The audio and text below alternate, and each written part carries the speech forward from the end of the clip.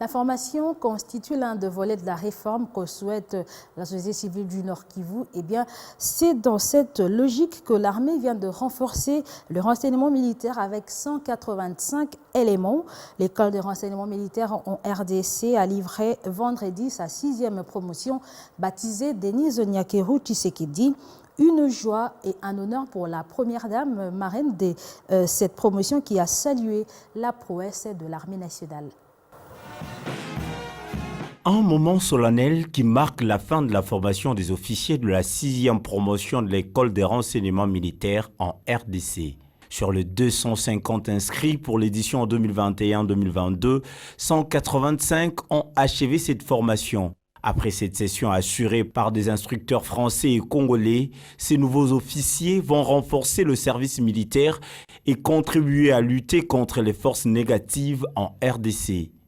Christian Chiwewe, chef d'état-major des FARDC, a appelé les lauréats à mettre en contribution les connaissances acquises pour améliorer la qualité de service de renseignement militaire. Votre rôle consistera donc à dissiper les brouillards sur l'ennemi, à indiquant avec précision sa position, ses ressources, son volume et son intention. Le succès de chaque contact dépendra en grande partie de votre capacité à infiltrer les dispositifs ennemis au bénéfice de la troupe.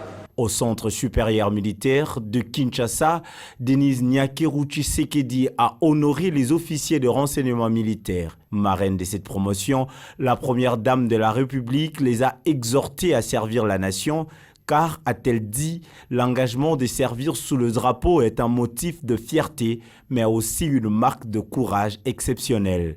Elle a par la même occasion salué la présence de 5 officiers femmes qui ont suivi cette formation.